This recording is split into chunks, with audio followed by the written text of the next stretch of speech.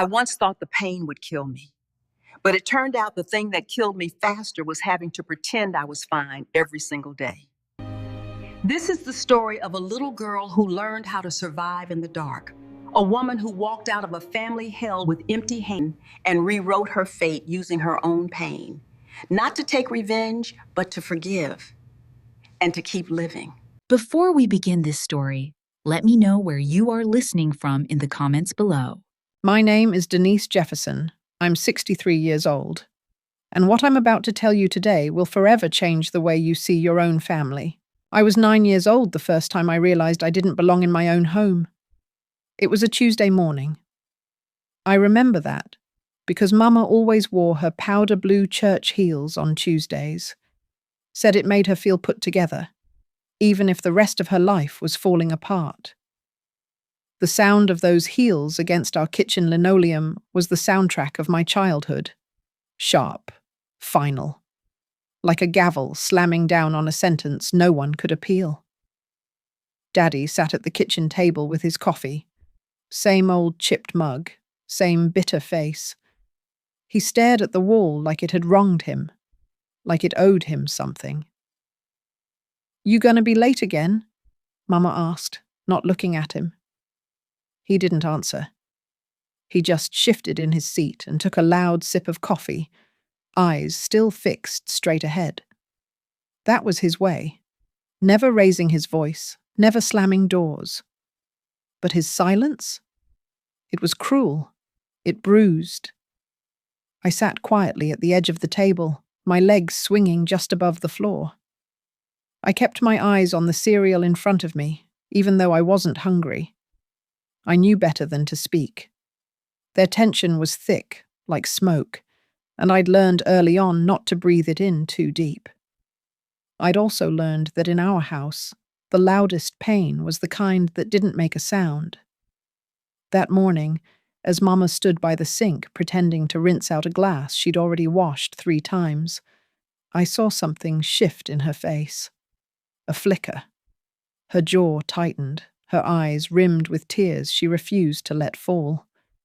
She blinked fast, swallowed them down like pills, then turned to me and smiled that forced smile I'd come to recognize. "Eat up, baby. You'll be late for school." I nodded, spoon in hand, but my stomach turned. That was the day I stopped believing our family was normal. That was the day I started listening to the quiet. We lived in a narrow 2-bedroom off Government Street in Mobile, Alabama. The kind of house where the paint always chipped faster than we could fix it, and the windows rattled any time the wind blew. It wasn't much, but Mama kept it clean. Bleach, lemon oil, and the faint, unshakable scent of old regret. That was our home. Daddy worked nights at the docks, hauling things heavier than his silence. He'd come home in the early morning, smelling like sweat and sea salt and disappointment. Mama worked part-time at the diner on Dauphin Street. Tips, mostly. She'd come home with her shoulders slumped, hands aching, and eyes red from the smoke-filled kitchen. They were 2 people tethered by routine, not love. Bound by duty, not desire. I used to wonder if they'd ever been in love at all. Maybe once, maybe for a minute. But if they had, it had been swallowed up by bills, by broken dreams, by the heavy grind of surviving. At school, I kept to myself. I wasn't the pretty girl, wasn't the funny one. I was just there. Thin legs, scabbed knees, hair I never quite knew what to do with. The kind of girl teachers forgot to call on and classmates forgot to invite. But I didn't mind too much. Books became my friends. Pages became places I could run to when my real world felt like it was closing in. I read everything I could get my hands on. Library books, old newspapers, even the labels on Mama's cleaning products. Words had rhythm, structure. They made sense, even when my world didn't. One day, Ms. Palmer, our English teacher, handed back our essays with red ink scrawled across the tops. Mine read, "You have a voice. Don't hide it." That was the first time anyone outside my family saw me, and it felt like breathing for the first time. But recognition didn't change my home life. The shouting wasn't constant, it wasn't loud, but it was there, in the slammed cabinet doors, the muttered curses, the way Daddy looked through Mama like she was a shadow, the way Mama flinched every time he got too close. There was a kind of violence in their silence, something that made the air inside that house feel heavy, too heavy for a child's lungs. I learned to tiptoe. I learned to read moods like weather forecasts. I learned that when Daddy got that tightness in his jaw, you best clear the room. I learned that Mama kept a bottle of gin in the pantry behind the canned peaches. I learned that love in our house had edges. It cut. It stung. And yet, I wanted so badly to be seen by them, to matter. When it got too much, I ran to Grandma Ruby's. She lived across town in a creaky house with a porch swing that sang a broken lullaby every time it moved. She had skin like burnished walnut and eyes sharp enough to slice through lies. She'd raised 4 kids on her own and buried 2 husbands without ever shedding a tear in public. "Pain don't kill you, baby," she told me once as she braided my hair. "But bitterness will rot you from the inside out. Don't let nobody poison your light." At Grandma's, I could breathe. I could talk. I could cry if I needed to. And she wouldn't tell me to toughen up. She'd just nod and say, "That's all right. Let it out." She didn't offer solutions. She offered space. And sometimes, space is all a child needs to remember she's still human. I started writing around then. At first, it was just journal entries, half thoughts and feelings I didn't know how to name. Then came short stories, then poems, then entire pages where I rewrote my life the way I wished it was. In those stories, Daddy loved me. Mama smiled more. The house was warm, not cold. I hid those notebooks under my mattress like they were sacred. In a way, they were. They were the only place where I had control, where I could rewrite pain into power, where I wasn't just surviving, I was creating. I remember the night everything changed. It was just after my 10th birthday. Daddy hadn't come home. Mama sat on the porch, chain-smoking, eyes glassy. The streetlight cast her shadow long and thin across the steps. Stood inside, watching her through the screen door, unsure whether to go to her or hide. When she finally spoke, it wasn't to me. It was to the night. "I should have left him years ago," she whispered. "Before you were even born." Something cracked in my chest when I heard that. I'd always known they were unhappy, but to hear her say she regretted it all, that I was maybe the only reason she stayed, that hurt in a way I didn't have words for yet. She didn't look back when she walked inside, didn't notice the tear that slipped down my cheek, didn't see me crumble. From that night on, I stopped pretending. I stopped hoping that one day he'd see me. I stopped wishing she'd come to my school plays or ask about my writing. Instead, I watched, I listened, I wrote, and I waited. Because deep down, even at 10, I knew one day I'd leave that house, that street, that life. Not out of hate, not even revenge, but survival. Because some girls aren't meant to stay small. Some girls are meant to write their way out. The first time I lied for my mother, I was 10.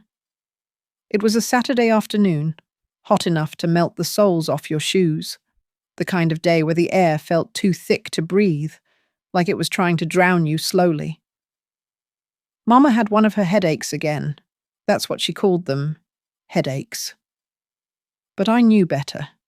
I'd seen the gin bottle tipped on its side in the cabinet under the sink. I'd smelled the sharp bite of alcohol on her breath when she hugged me a little too tight. There was a knock at the door. Loud. Sharp. When I opened it, it was Miss Carroll from church. Big sunglasses, red lipstick, and a smile that didn't quite reach her eyes. "Your mama home, baby?" I froze. She was home. Slumped on the couch, arm draped over her eyes, dress wrinkled, one shoe on. But something in me said, don't tell the truth. That if I let this woman see Mama like that, she'd talk. Maybe worse. So I lied. "She's sleeping. Long shift last night." Miss Carroll looked over my shoulder, like she could see through walls, but then she nodded. "All right. Tell her I came by." I did. But Mama didn't remember. That night, I wrote in my notebook, "Sometimes love means covering up the shame." I started doing that more. Lying for her. Running interference when Daddy came home and she was too drunk to stand. Picking up the pieces before anyone else could see them. I don't know when it stopped feeling like survival and started feeling like routine. But it did. And that's the thing about growing up in a broken home. Eventually, the cracks look like normal lines on the wall. There was one time. It sticks out like a splinter I still can't dig out. I was in 6th grade, and Mama had promised to come to the school talent show. I had written a poem. My own. Not something from a book. It was about stars. About wishing on them. About believing they might hear me. I saved her a seat. 2nd row.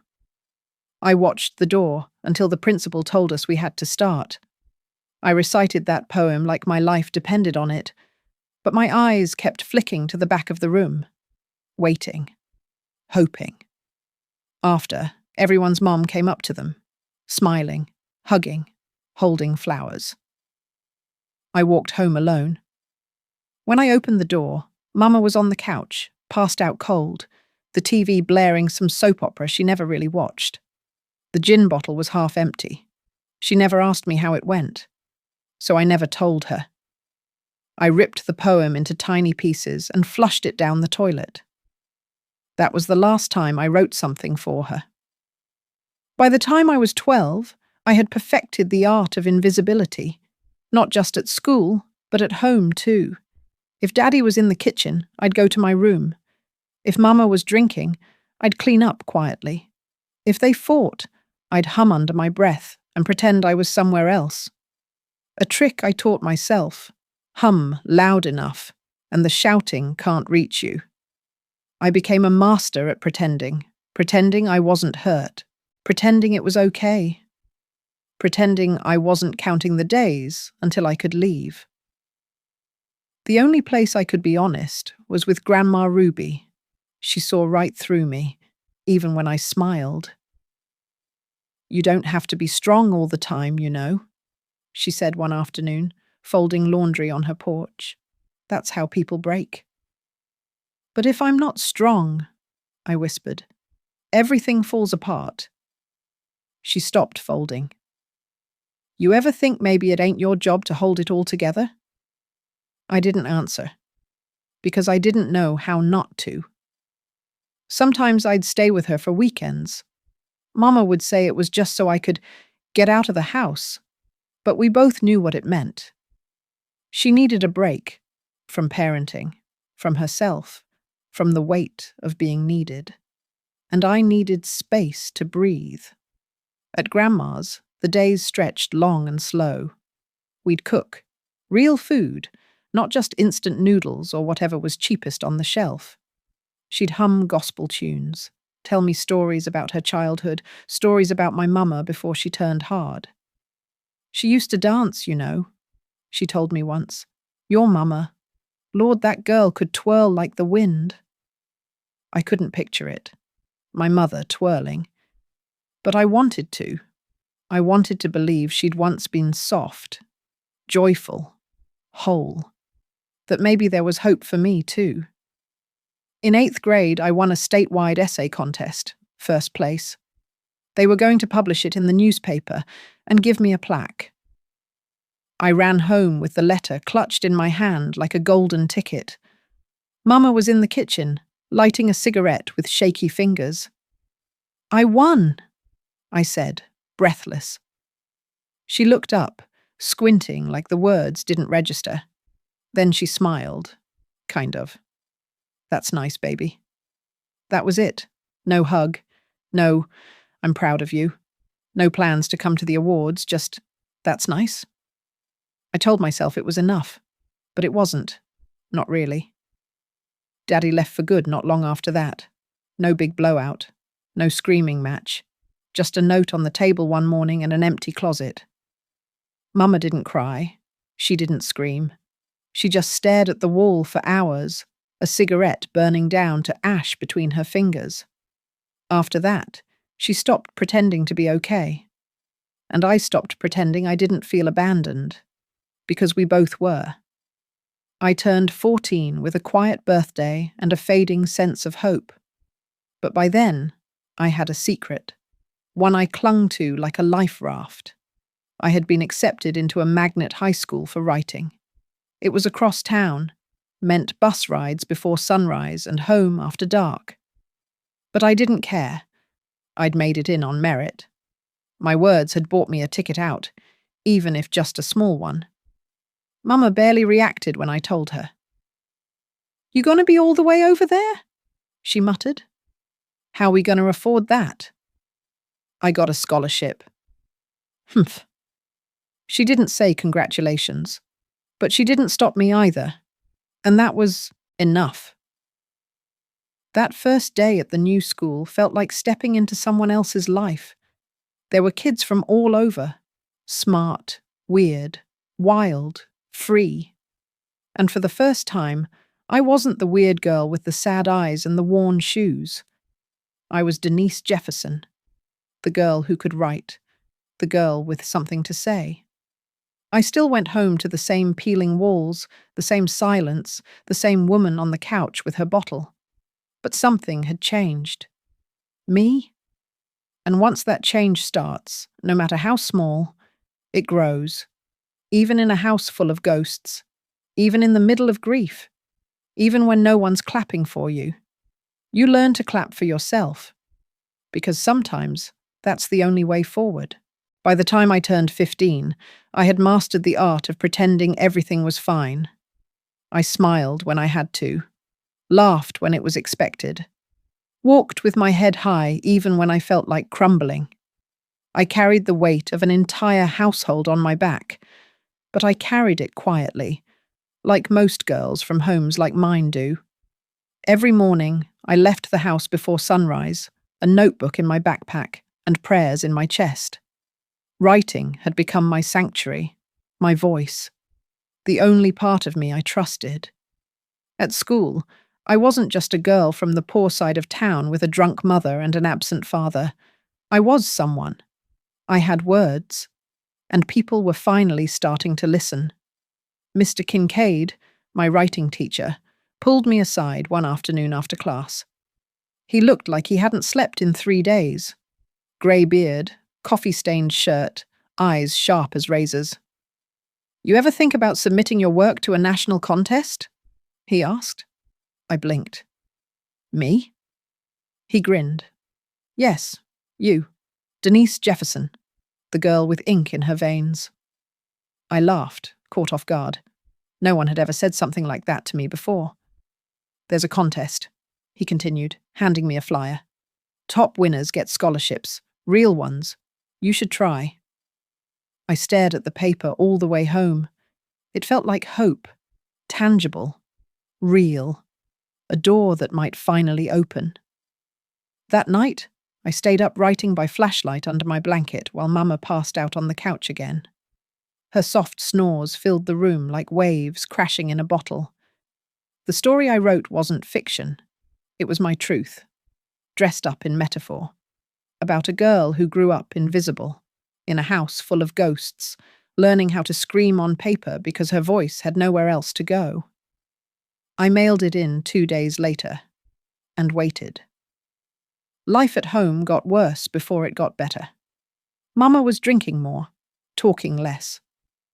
Sometimes I'd find her staring at old photos, of her, of Daddy, of people I didn't recognize. She never explained, just sat there, glassy-eyed and quiet, like memories were knives. One night, I came home late from school. My bus had broken down. It was dark by the time I walked through the door. She was on the floor, motionless. A bottle rolled across the hardwood when I stepped in. My heart stopped.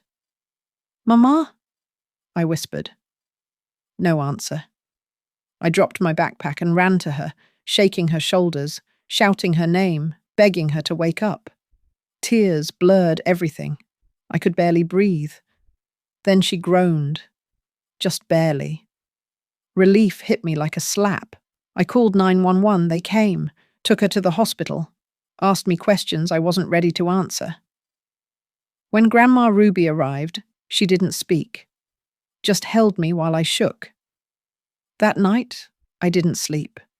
That was the first time I truly feared losing her. The hospital kept Mama for 3 days. "Alcohol poisoning," they said. "Lucky she didn't slip into a coma." She came home with hollow cheeks and trembling hands, but no promises to change, just silence. That silence was louder than any apology. We didn't talk about it. She started hiding her bottles better. And I started coming home later. I buried myself in school, in writing, in hope. 2 weeks later, I got the letter. I held it in my hands for a full hour before I opened it. Afraid, hopeful, terrified. "Congratulations," it said. "You've been selected as a finalist for the National Voices of Youth Award." I couldn't breathe. I read it 3 times just to be sure it was real. Me, Denise Jefferson, finalist, scholarship material. I ran straight to Grandma's, letter in hand, tears in my eyes. She read it slow, nodded once, then smiled. Told you that fire in your belly wasn't for nothing." For the first time in months, I felt light, like maybe the weight was lifting. I told Mama that night, quietly, carefully. She looked at the letter for a long time. Then she nodded. That's good, baby." A pause. "I'm proud of you." I hadn't heard those words in years, and even though they came softly, wrapped in exhaustion and pain, I held them close. I let them mean something.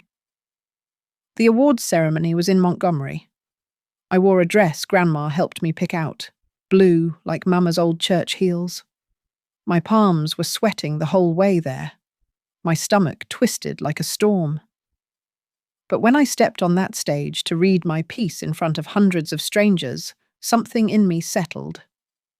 I wasn't afraid. I wasn't that invisible little girl anymore. I was a writer, a survivor.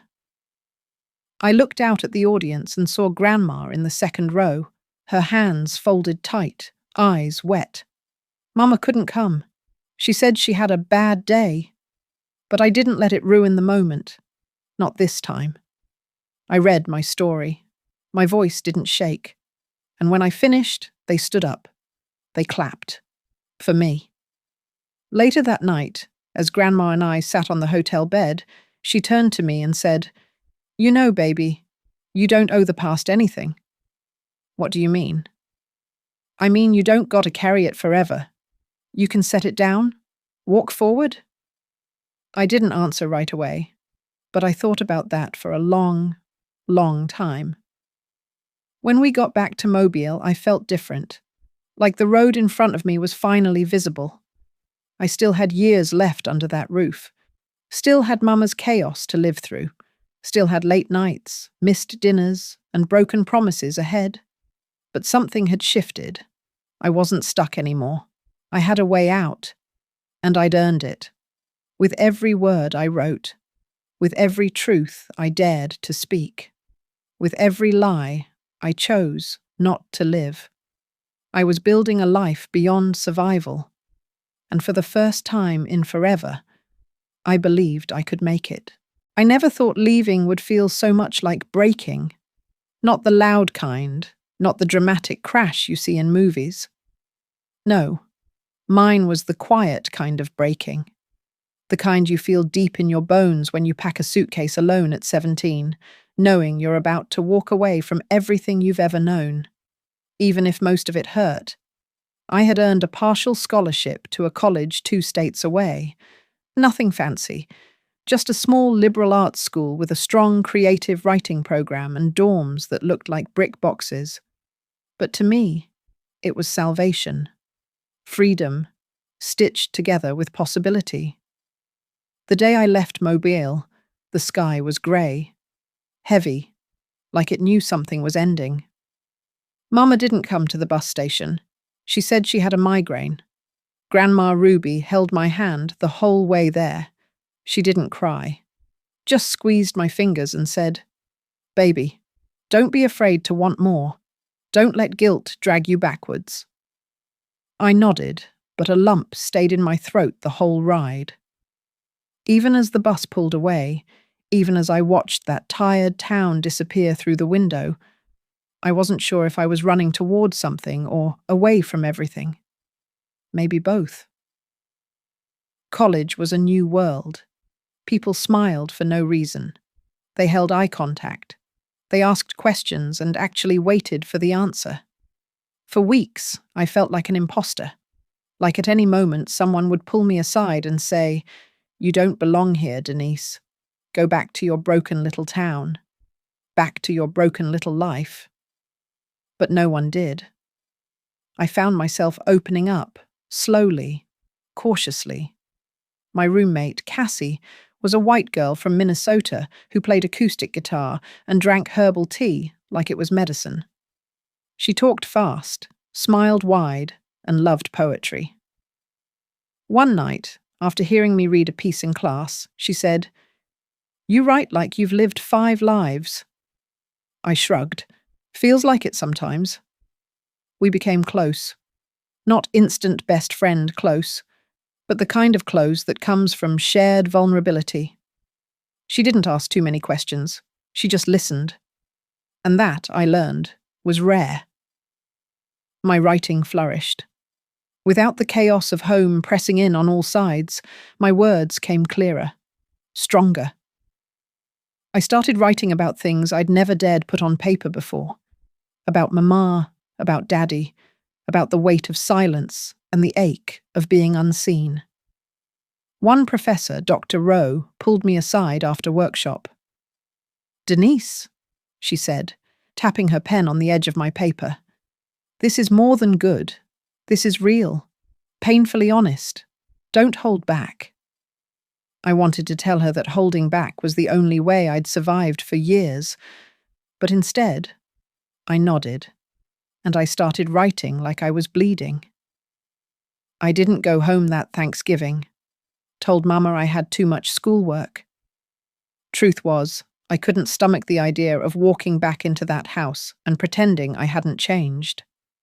She didn't argue, didn't even sound disappointed. "All right," she said over the phone, voice flat. "You do what you gotta do." I could hear the clink of a bottle in the background. I hung up and stared at the ceiling of my dorm room for an hour. Guilt sat on my chest like a brick. But I didn't call back. Around Christmas, I got a letter from her. It was short. Just 2 paragraphs. No "Dear Denise," no "Love, Mama." Just her handwriting, crooked, familiar. "I know I wasn't what you needed. I know I failed you more times than I can count. But I want you to know I never stopped loving you. I just didn't know how to show it. I was drowning most of the time. Still am. But I'm proud of you, even if I don't say it right. I read it 12 times. Then I cried in the campus library bathroom until my face turned blotchy. She didn't say sorry, but somehow it felt like the closest she could get. And for once, that was enough. That winter break, I stayed with Cassie's family. They lived in a cozy home with mismatched furniture, a fridge full of leftovers, and parents who actually asked how your day was and meant it. I sat at their kitchen table and watched them laugh over nothing, just simple, unimportant things, and felt like a stranger in paradise. Cassie's mom hugged me goodnight the first evening. Just hugged me. No reason, no explanation. I stood frozen, arms stiff, before I finally let myself sink into it. That was the first real hug I'd had in years, and it broke something open in me. Second semester flew by. I joined a student writing collective, performed my poetry at open mics, submitted work to small journals, got published, twice. Each win was a stitch, mending something I hadn't realized was torn. But every victory came with a shadow, the knowledge that my mother wasn't there to see it. Couldn't be. Maybe wouldn't be, even if she could. And yet, I kept hoping. Every time my phone buzzed, I imagined her name on the screen, her voice saying, "Tell me about your poems." It never was, but I hoped anyway. Near the end of spring, I got a call from Grandma Ruby. She never called unless something mattered. Her voice was calm, steady, but I could hear it. Something was off. "Mama's been taken in again," she said. "Hospital this time.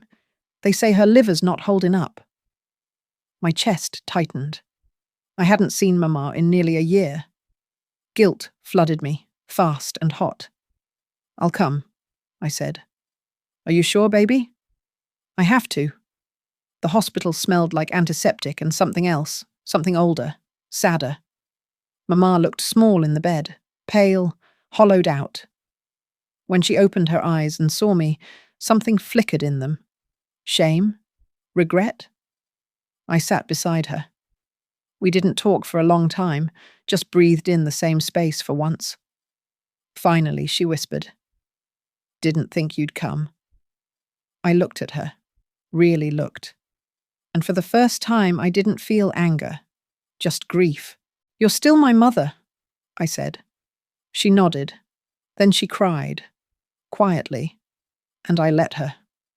I stayed 2 days. On the third, she squeezed my hand and said, "You're going to make it, Denise. Don't get stuck trying to save me." I knew what she meant, and I knew she was right. I kissed her forehead before I left. It was the first time I'd done that since I was a little girl. Back at school, I wrote a piece titled "The Things We Carry." It was about mothers and daughters, about addiction, about forgiveness without forgetting. I read it at the end of year showcase. When I finished, the room was silent. Then someone stood and clapped.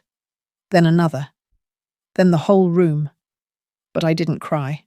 Not that night. Because for the first time in my life, I wasn't writing from pain. I was writing from healing. It's strange how healing doesn't feel like a victory at first. It feels like grief. Like you're mourning the version of yourself that survived by staying small.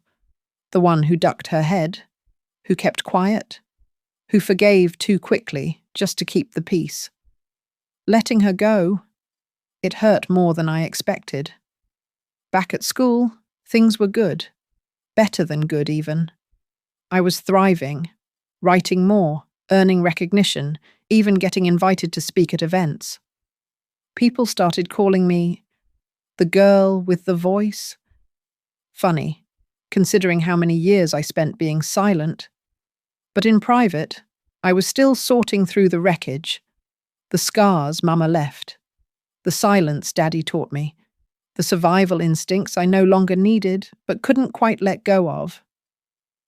Cassie and I moved off campus into a small apartment our junior year. It wasn't much. A sagging couch, noisy neighbours, a kitchen the size of a closet. But it felt like ours. A space where I could finally exhale. We'd stay up late, drinking cheap wine, reading each other our work. She wrote about softness, wonder, falling in love. I wrote about girls who disappeared and tried to come back whole. One night, she said, "You ever write something just for joy?" I paused. Joy? I wasn't sure I knew how, but I wanted to learn. Around that time, I met Micah. He wasn't like anyone I'd known before. gentle, curious, the kind of man who asked about your childhood and actually listened to the hard parts without flinching. We met at a poetry reading. He was in the back, sketching in a notebook instead of clapping like everyone else. After my set, he approached me and said, "Your words feel like bruises that finally stopped hurting." I didn't know what to say, so I said, "Thanks." We started spending time together, slowly, carefully. I didn't trust easily, still don't. But he never pushed, he just showed up, again and again. And eventually, I let him in. With Micah, I learned that love didn't have to mean losing myself. It could be steady, it could be kind, it could be soft. He didn't try to fix me. He just let me be. And that, somehow, started fixing things I didn't even know were broken. Meanwhile, things with Mama were complicated. We called sometimes, just short talks. "How's school?" "Good." "You eaten?" "Yeah. I saw your name in that newspaper. That was nice." That was her way of saying she was proud. I'd take it. I'd learned not to expect too much. But one Sunday morning, she called out of nowhere, said she was trying to quit drinking, said she'd been going to meetings, said, "I don't want to die the way I've been living, baby." My throat tightened. "I'm glad," I whispered. And I meant it. Senior year came fast. I was applying for fellowships, grad programs, anything that might keep me writing after graduation. Everyone said the publishing world was brutal, that black women didn't get in easily, that stories like mine weren't marketable. But I didn't care. I'd spent my whole life forcing my way into rooms I wasn't invited to. This was no different. I started turning my journals into essays, my poems into a memoir. Every page felt like pulling a piece of glass out of my chest. But I kept going.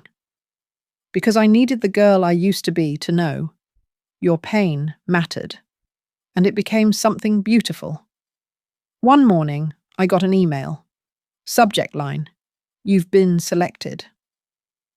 My hands shook as I opened it.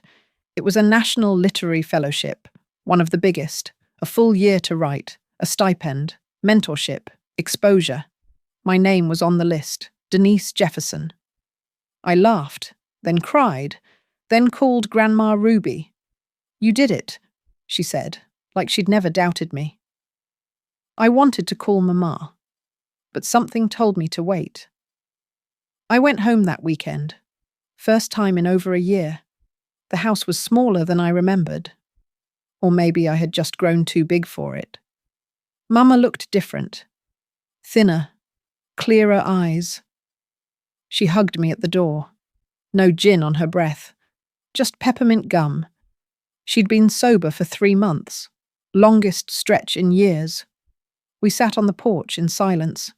Then she said, "You always knew how to escape. I never learned." I looked at her, really looked, and said, "Maybe escaping isn't the point. Maybe surviving long enough to rewrite the story is." She smiled, small, sad, but real. "Thank you," she said. I nodded. "I forgive you," I whispered. We talked until the sun went down, not about everything, but about enough. And when I left the next morning, I kissed her on the cheek. She didn't cry. Neither did I.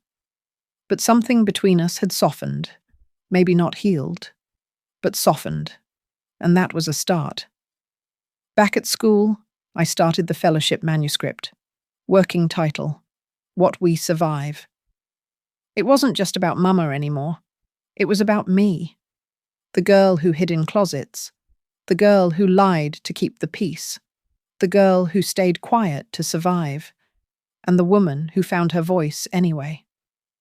Sometimes I still dream of that little house in Mobile. The broken walls, the silence.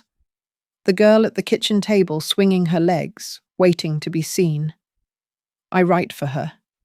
I write so she knows she made it out. I write so she knows she mattered. Always did. Always will. You never really know how much of your past you carry until someone new walks into your life and touches it. Micah moved in with me 6 months after graduation.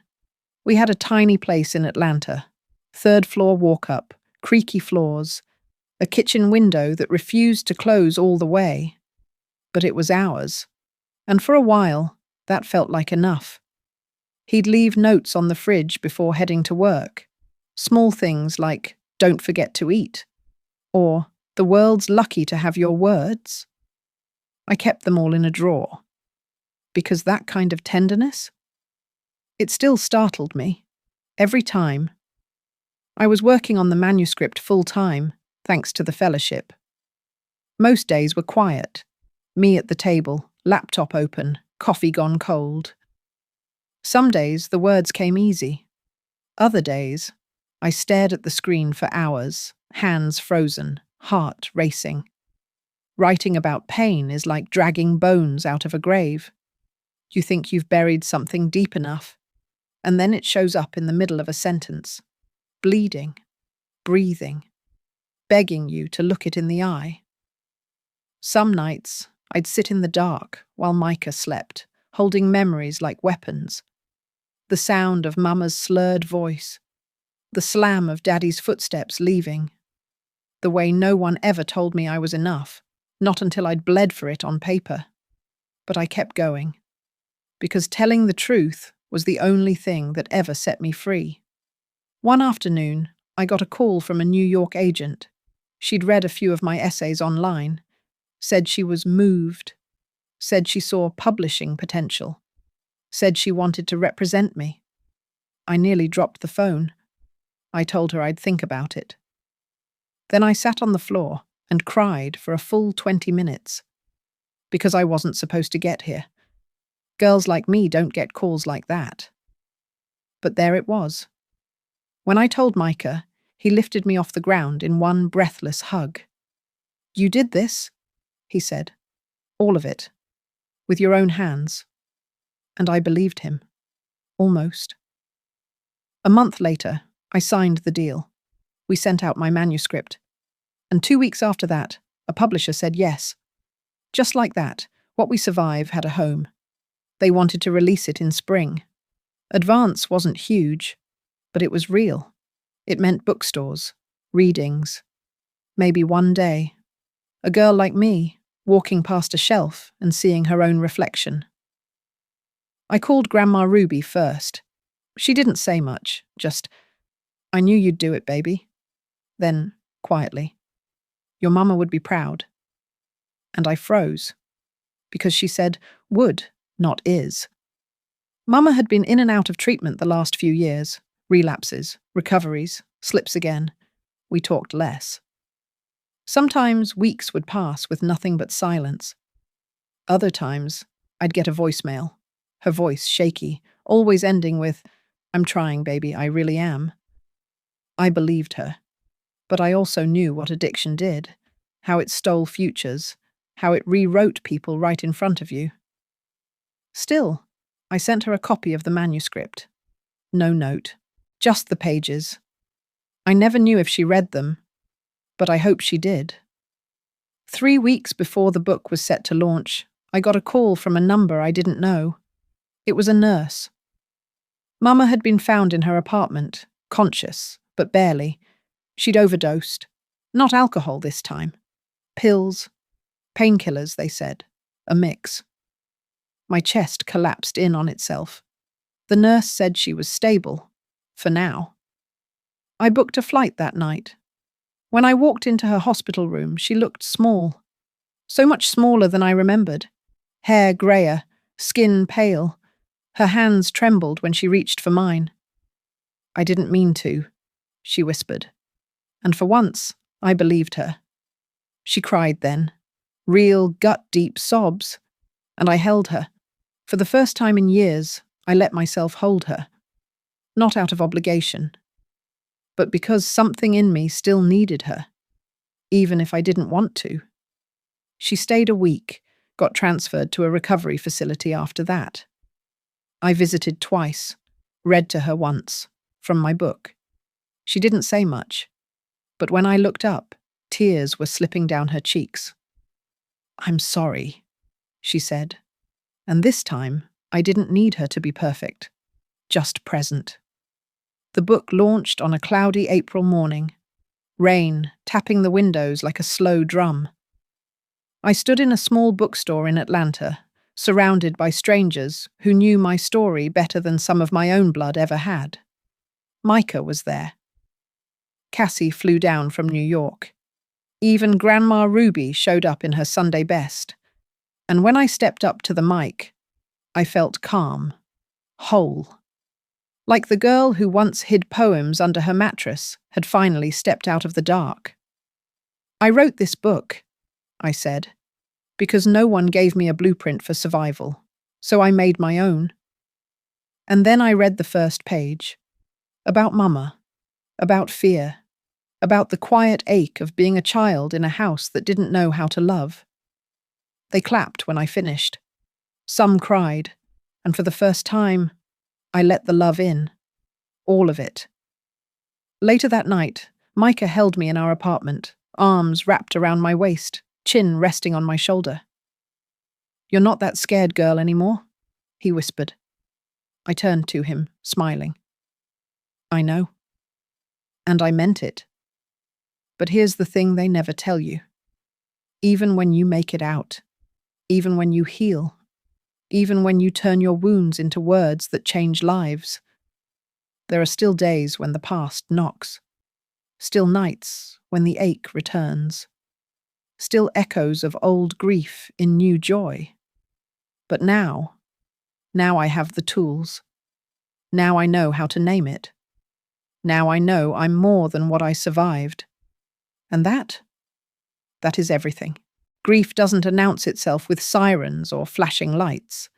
It slips in quietly, like steam under a door, like a memory you didn't ask for. It was a Tuesday morning when the call came. I was sitting at my desk, editing the final draft of a piece I'd been working on for days, a reflection on second chances, written in the wake of Mama's sobriety stretch. My phone buzzed. Unknown number. Atlanta area code. A nurse. Calm voice. Gentle tone. "Are you the daughter of Sheila Jefferson?" My heart stuttered. "Yes." "There's no easy way to say this," she began. "I'm sorry. Your mother passed away this morning." The words hit like ice water down my spine. Passed away. Clean. Soft. Nothing like the woman she was. Nothing like the storm she'd carried inside her for most of her life. "She collapsed in her apartment," the nurse continued. "It appears to have been heart failure. Sudden." I wanted to ask questions. I wanted to scream. But all I could do was say, "Thank you," and hang up. The world around me didn't slow down. Cars still moved outside the window. Micah was making coffee in the kitchen. Birds chirped like nothing had changed. But everything had. I walked to the bathroom, stared at my reflection in the mirror, and waited for the tears. None came. Not right away. Just a numbness. A strange, blank stillness. Planning the funeral was worse than the call. The woman at the funeral home asked if I had a preferred casket colour. Did I want gold handles? A velvet lining? Would I like to write something for the program? I wanted to scream. She hated velvet. She wasn't that kind of woman. None of this fits. But I nodded, gave answers, signed forms, arranged the service for Saturday morning. I texted Grandma Ruby, called Cassie. Micah held me that night, his arms tight around me as I sat motionless on the couch. "She's gone," I whispered. "Just gone." "I'm here," he said. "You don't have to go through it alone." But grief is always a little bit lonely, no matter how many people sit beside you. The funeral was small, rainy. A grey Alabama sky stretched over the churchyard like a heavy sheet. There weren't many in the pews. A few neighbours, 2 women from her AA meetings, an old co-worker from the diner. No choir, no flowers, no slideshow. Just a simple wooden casket and a portrait of Mama from 10 years ago, when her eyes still held light. I stood at the podium, hands trembling, heart racing. I hadn't written a eulogy, didn't know how to summarize a life like hers in neat paragraphs. So I spoke from the place between love and pain. My mother was flawed. She was complicated. She didn't always know how to love. But I know she wanted to. I believe she tried. I paused. She taught me how to be strong, even when she couldn't show me how to be soft. And somehow, she made me into someone who could survive, someone who could love anyway. I stepped down and sat in the front pew. Grandma Ruby reached over and squeezed my hand. Her grip was firm, fierce, just like hers. After the burial, I returned to Mama's apartment. The building was quiet, heavy with the hush of old furniture and television static. Her things were still there. Laundry folded on the armrest, a half-used bottle of lotion on the table. Her calendar marked with a doctor's appointment she never made. I moved through the rooms like a stranger in a museum of someone else's life. In the bedroom drawer, beneath a stack of envelopes and expired coupons, I found the copy of my book I had mailed her months before. It was marked, dog-eared, annotated in pencil. She had read it. She had read every word. Little notes ran down the margins. She remembered this. Didn't know she noticed. Wish I'd told her more. I was scared. The tears came then, crashing, violent, not just for her, but for me. For every moment I waited for her to see me. For every time I had mistaken silence for indifference when maybe, just maybe, she had no idea how to speak her truth. I sat on her bed for an hour, holding the book like it was her hands. Like maybe, in some quiet way, we had already said goodbye through those pages. Back in Atlanta, I couldn't write. Not for weeks. I ignored my editor, turned down interviews, stared at blank pages and cursed the way the words had stopped flowing. But Micah knew. He didn't push. Just brewed tea and left space. Some nights I'd curl up next to him and say nothing. Other nights I'd whisper, I feel like she died twice, once when I was a kid, and again now. He never tried to fix it. He just held me. And sometimes that's the only kind of healing that works. Eventually I picked up a pen again. Not to write a book, not even a story, just a letter. Dear Mama, you were the first woman I ever loved and the first to break my heart. But I understand now. You were never trying to hurt me. You were trying not to drown. And sometimes the drowning looks like silence, like absence, like rage. But I saw you, and I see you now, and I love you still. I folded the letter and placed it inside her copy of my book, taped it shut, put it on my shelf, let it rest.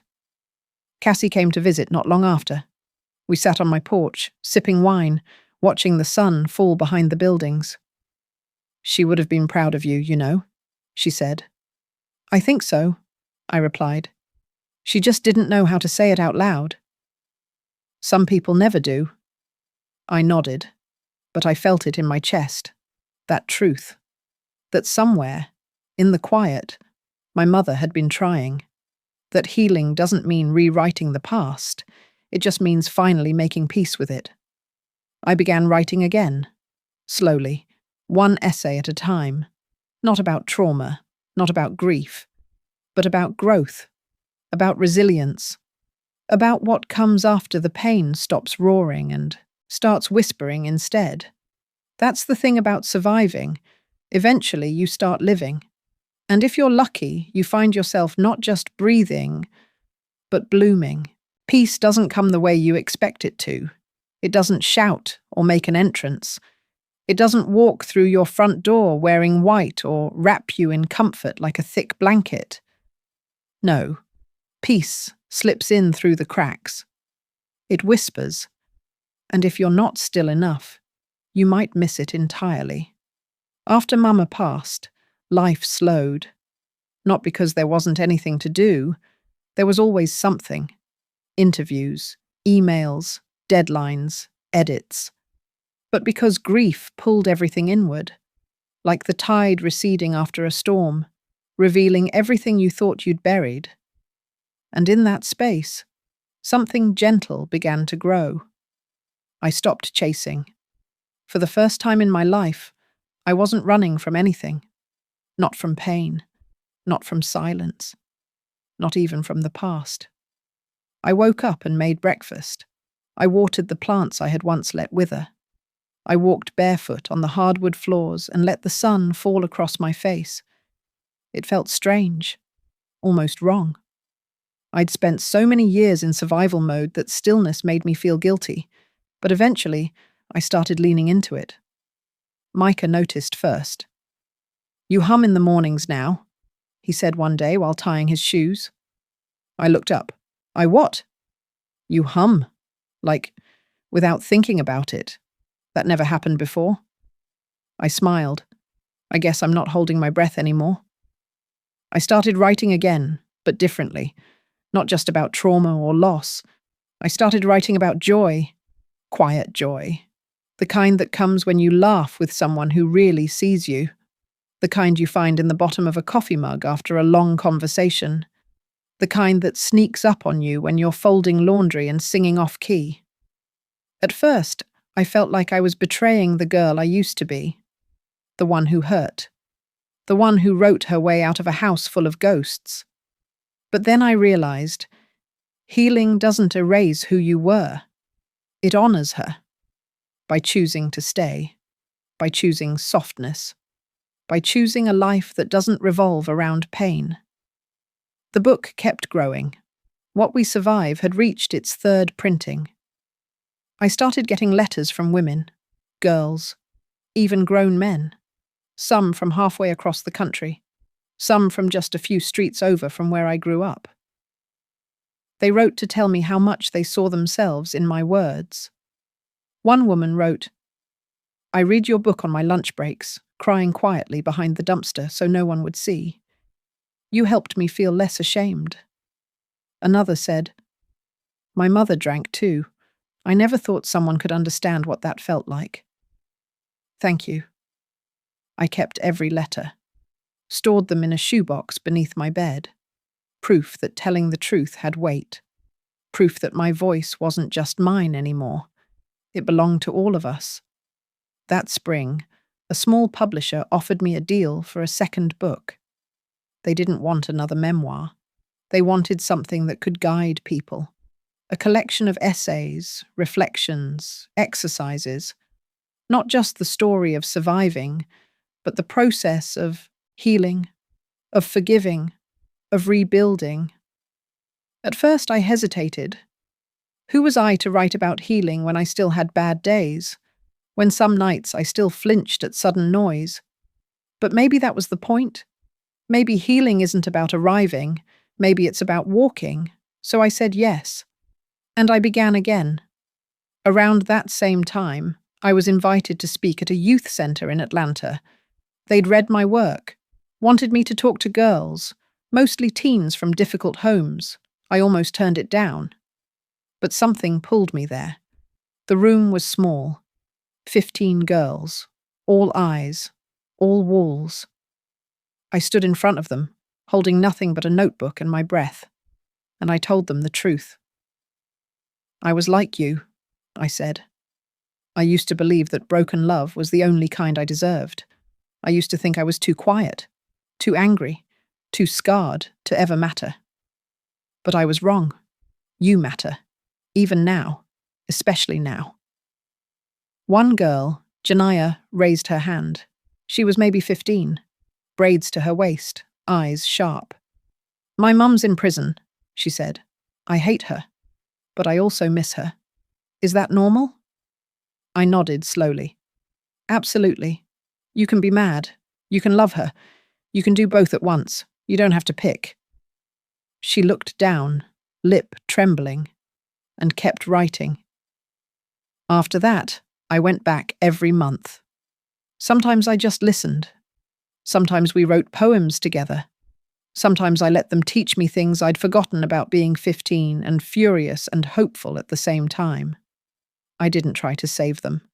I just showed up. And that, I learned, was enough. Micah and I took a road trip that summer. Just the two of us. No GPS, no agenda. We stopped in small towns, ate too much diner food, danced in parking lots under blinking streetlights. One night, as we lay on the hood of the car watching stars burn quietly above us, he asked, "Do you still think about her? Your mom?" I was quiet for a moment. Every day, but not always with pain now. He reached for my hand. "Do you think she'd be proud?" I turned to him, smiling. I know she would.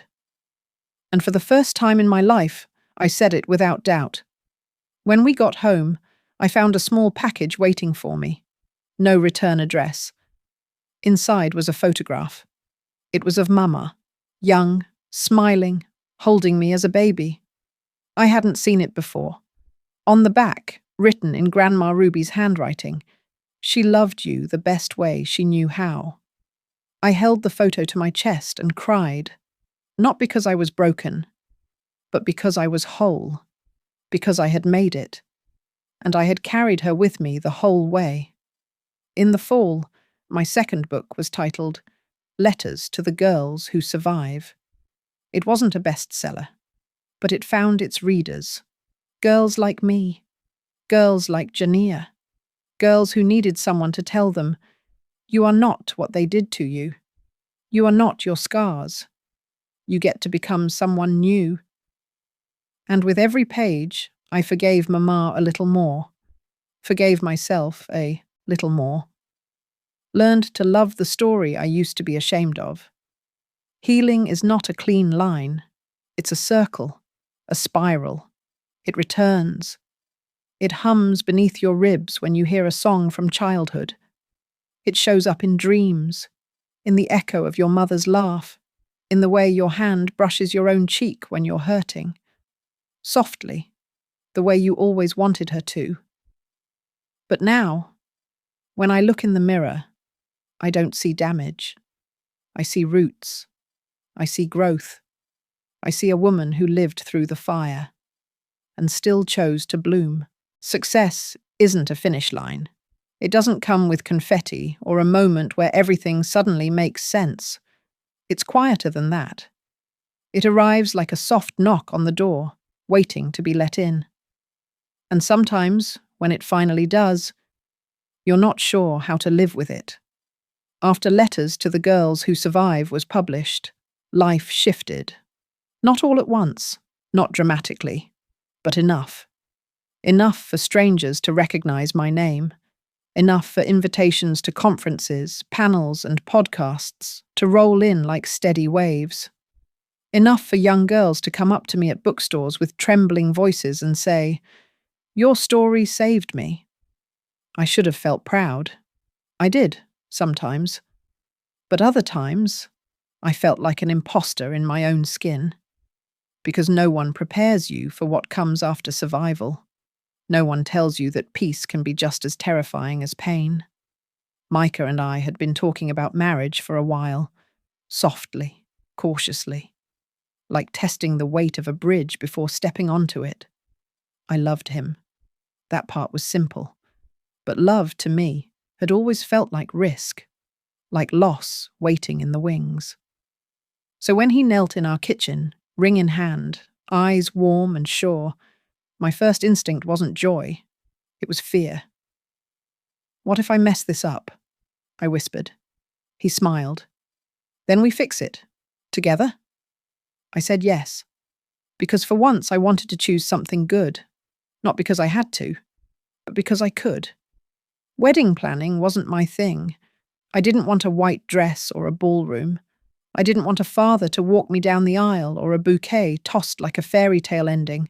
I wanted real. So we had it in Grandma Ruby's old backyard. under strings of soft yellow lights. Cassie officiated.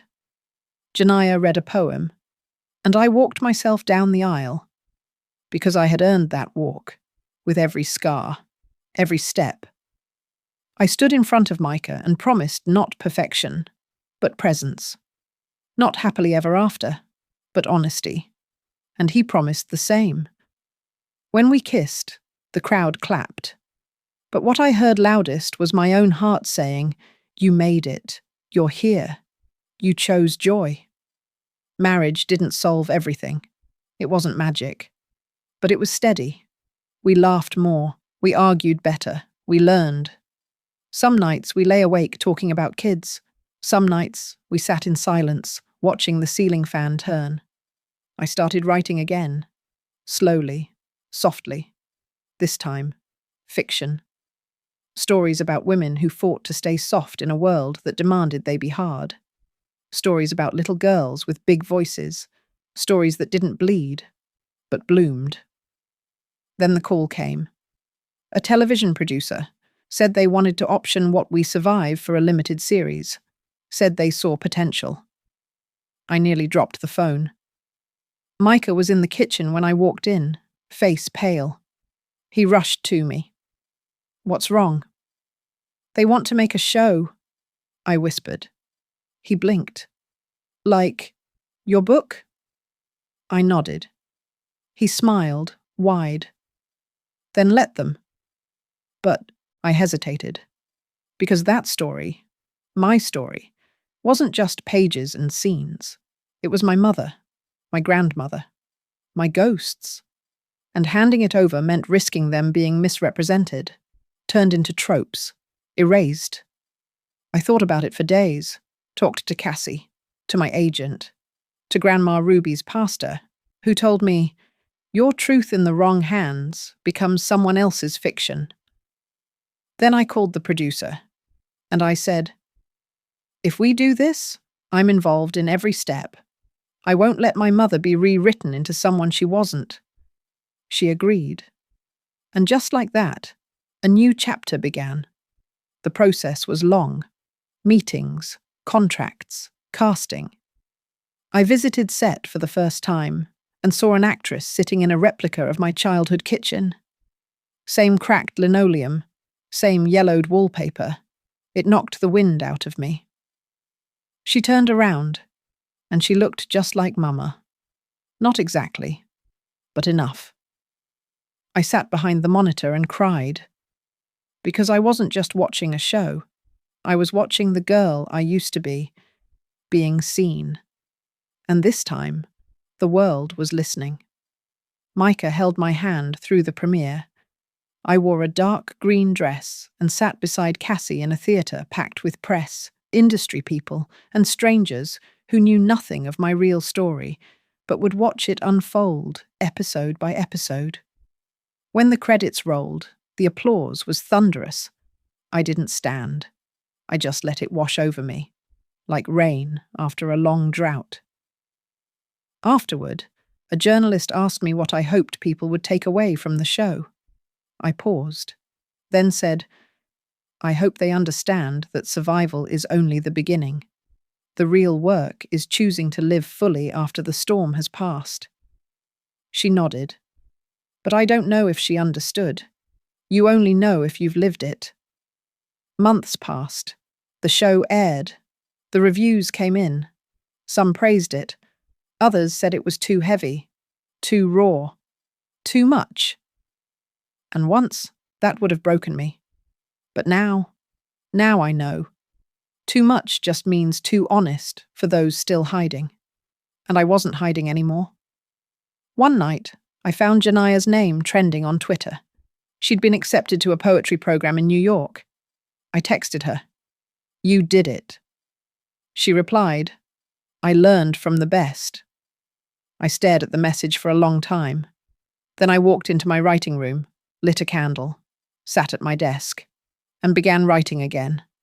Not for the past, not even for the pain, but for the light that found its way in after all that darkness, for the version of me I'd yet to meet, and for every girl still holding her breath, waiting to be told.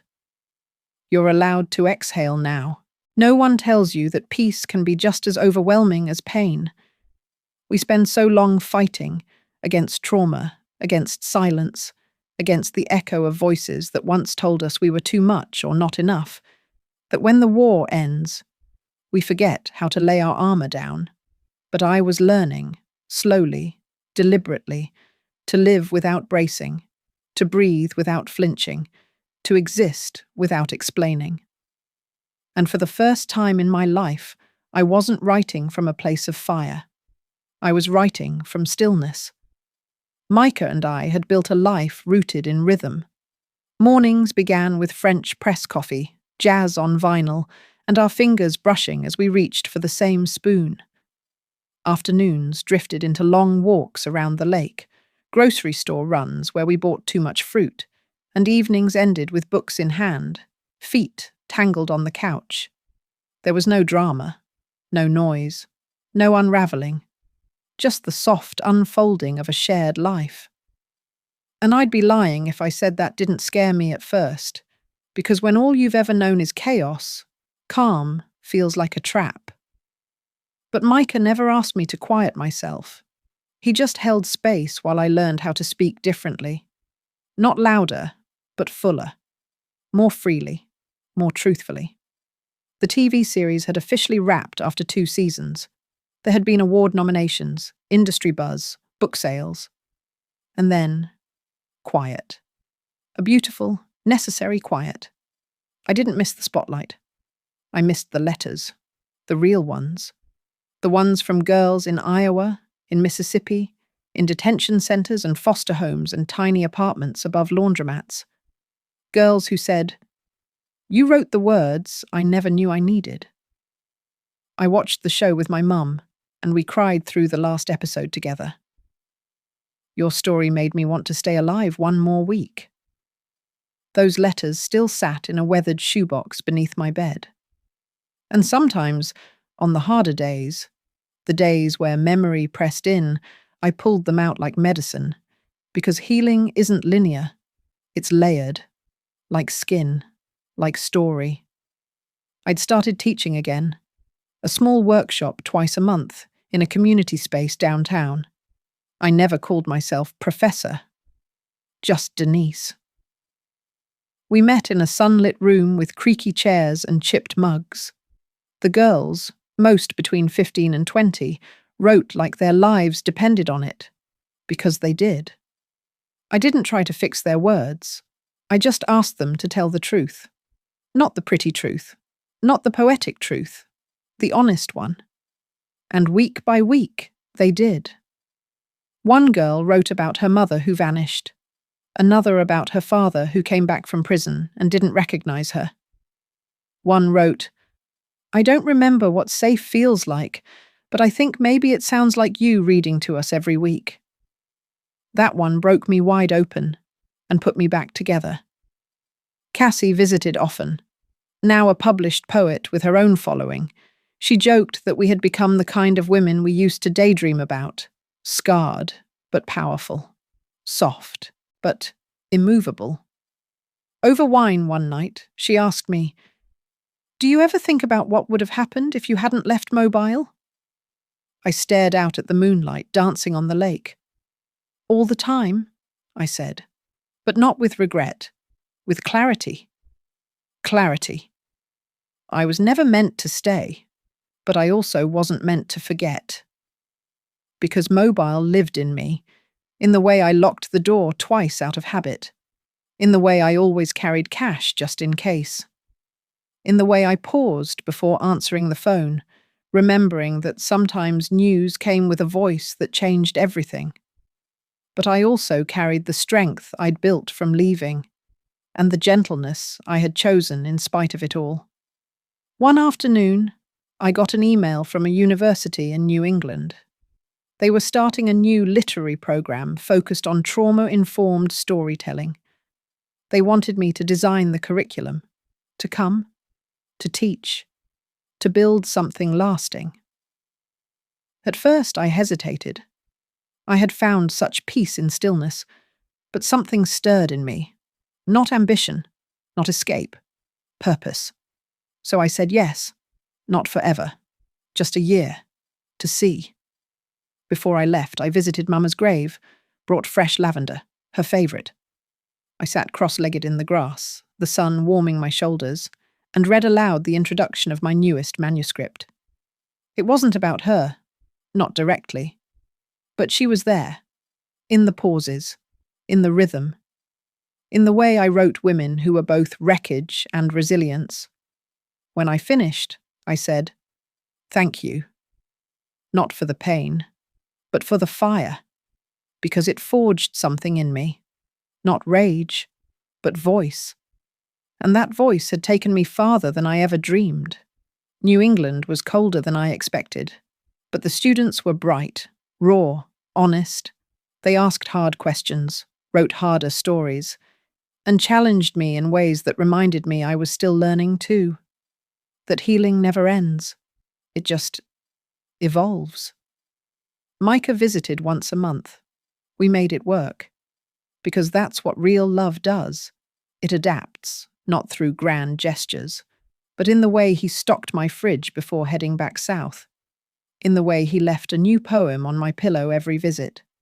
In the way he said, "Come back when you're ready, not when I need you to." And I knew, wherever I went, home would always be a choice, never a trap. The year passed faster than I expected. I turned 35, published another book, watched Janiyah win her first national award, planted a new garden in Massachusetts soil. And on the final day of class, a student handed me a letter. Inside, she wrote, "Your story didn't fix me, but it made me believe I could fix myself. That's more than enough." I folded the letter, slipped it into my notebook, and walked out of the building into the softest snow I'd ever seen. As I stood on the sidewalk, wind in my hair, breath rising in clouds, I felt it. Not happiness. Something quieter, something deeper. Peace. Not the absence of pain, but the presence of purpose. Not forgetting the girl I used to be, but loving the woman I'd become. Fully, finally, and for always.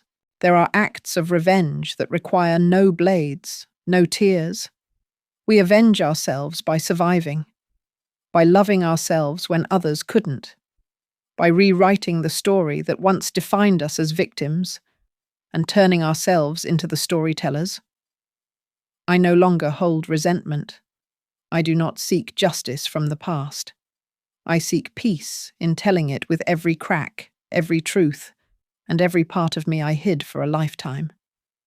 If you grew up in a house without the sound of love, if you are carrying wounds no one has ever touched, leave a line. Not for sympathy, but to prove that you are still here, still breathing, and still entitled to write the next page.